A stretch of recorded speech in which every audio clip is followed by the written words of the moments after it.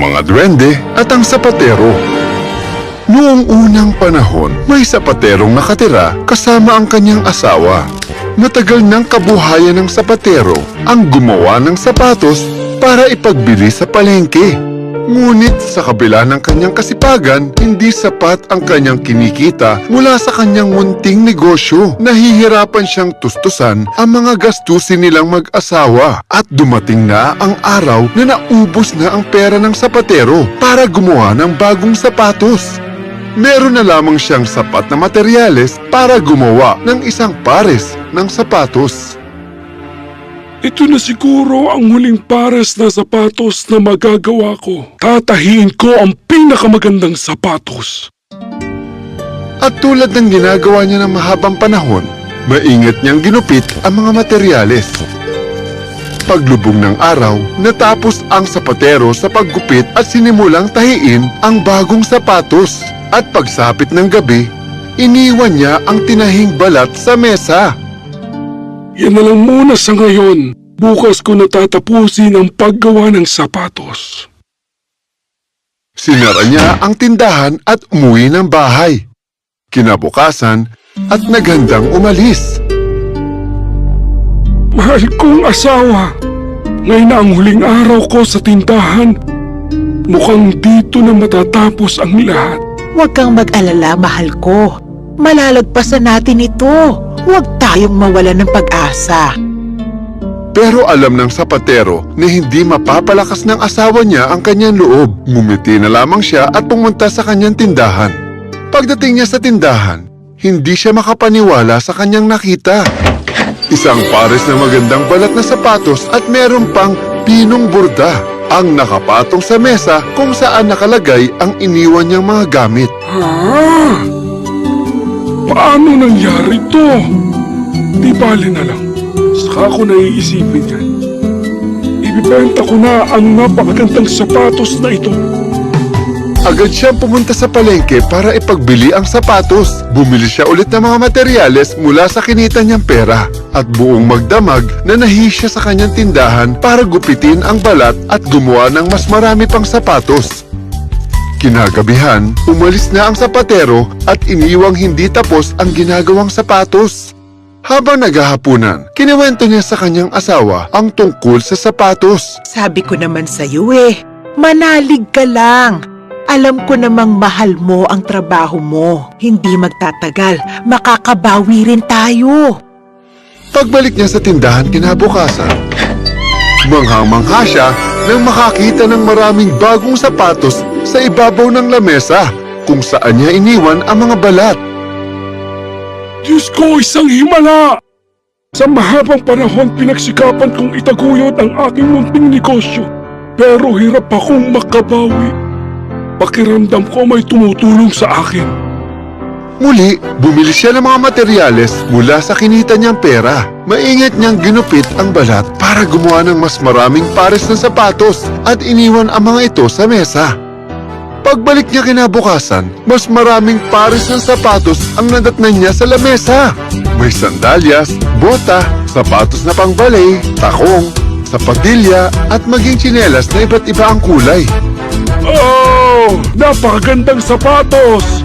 Tiyak na isang mabait na estranghero ang tumutulong sa akin. Kung magpapatuloy ito, hindi na kami maghihirap muli. Magiging marangya ang buhay namin.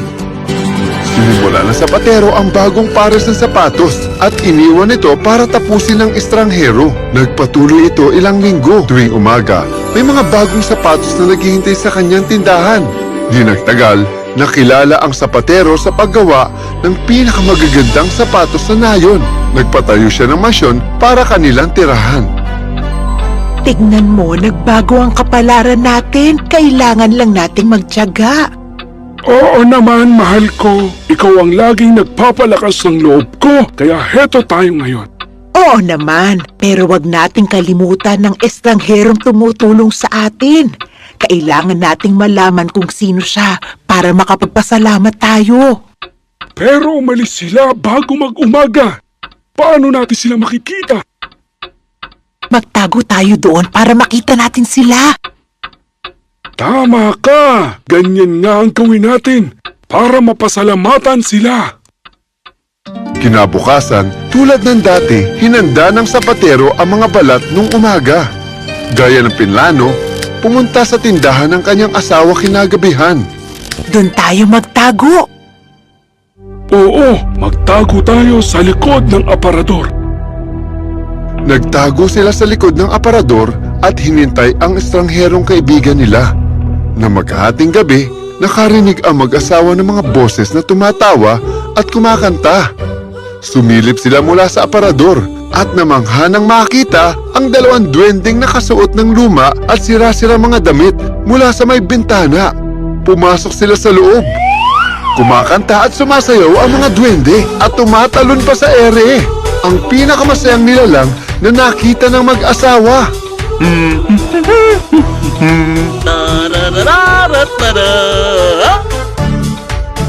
Matapos sumayaw-sayaw, umupo na ang mga duwende sa lamesa at nagsimulang gumawa ng sapatos.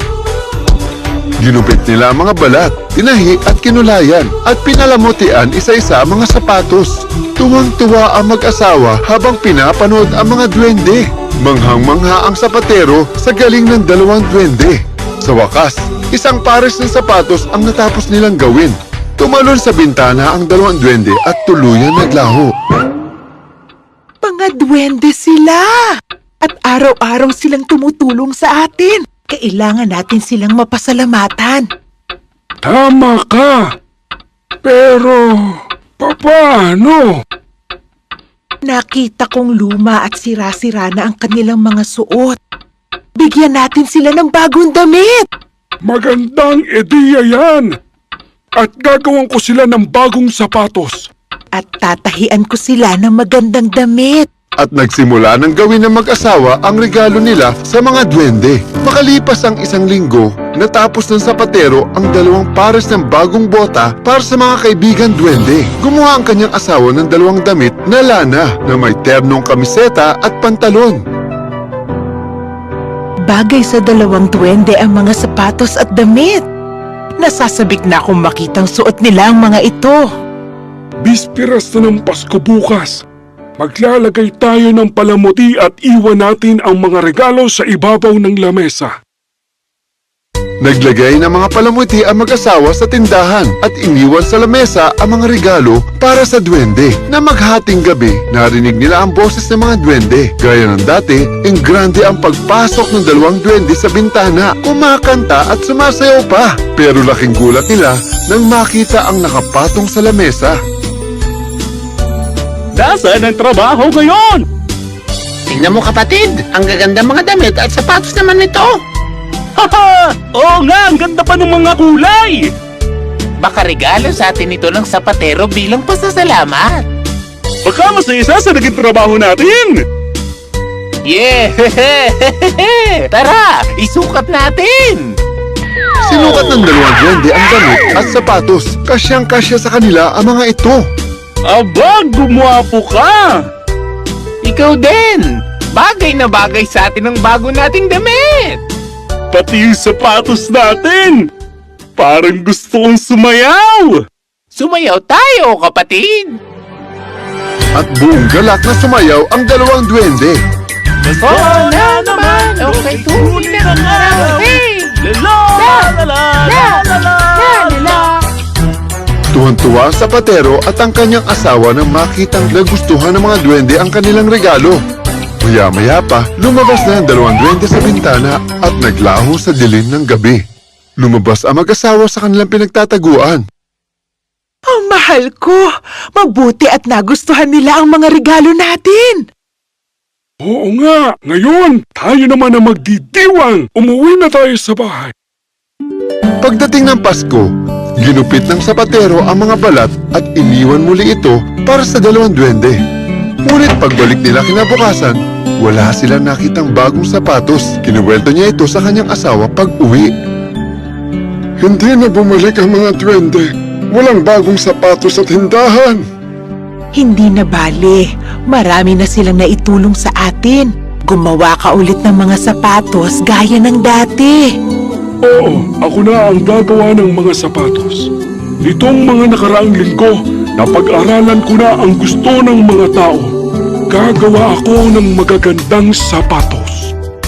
At muli, nagtrabaho sa kanyang tindahan ang sapatero gaya ng palagi nilang ginagawa bago pa man dumating ang mga duwende. At gaya ng ginagawa ng mga duwende, ginawa niya ang mga pinakamagagandang sapatos sa nayon.